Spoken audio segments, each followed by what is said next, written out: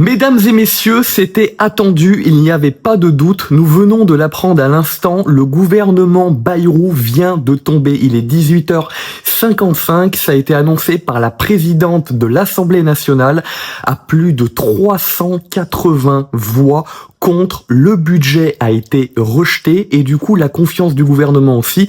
François Bayrou va d'ailleurs remettre, c'est une info qu'on apprend à l'instant, sa démission non pas ce soir mais demain au président de la République, ça a été révélé par BFM TV il y a quelques minutes. D'ailleurs, je vous le dis, n'hésitez pas à vous abonner à cette chaîne parce que dans les prochains jours, à partir du 10 septembre, on va vous faire un nombre très important de lives.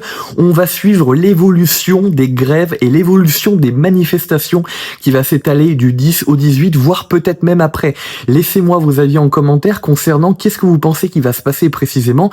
Est-ce que ça risque de suivre le même schéma que pour les gilets jaunes, c'est-à-dire commencer doucement et atteindre un niveau de grève qui est extrêmement important avec un mouvement qui risque de grossir, ou est-ce que vous pensez que ça va finalement prouter et que ça va absolument rien donner? Eh bien, on aura la réponse dans quelques jours, ça on ne peut pas le prévoir, mais je vous tiendrai informé en exclusivité sur cette chaîne. Pour suivre ces prochains directs et ces prochaines vidéos, on vous donnera la parole. Un seul moyen, vous abonner à la chaîne et vous les recevrez en exclusivité. Désormais, une grande question se pose, est-ce que le fait que François Bayrou a été déchu aujourd'hui va faire en sorte de minimiser le mouvement de grève? Est-ce que ça va calmer les gens du 10 septembre au 18? Est-ce que vous pensez que ça vient des scandales, notamment Betaram, qui se sont enchaînés sous le mandat de François Bayrou en tant que Premier ministre, ou bien le catastrophique budget, vu catastrophique par les Français, qui a été prononcé au mois de juin comme étant en préparation, où les Français avaient notamment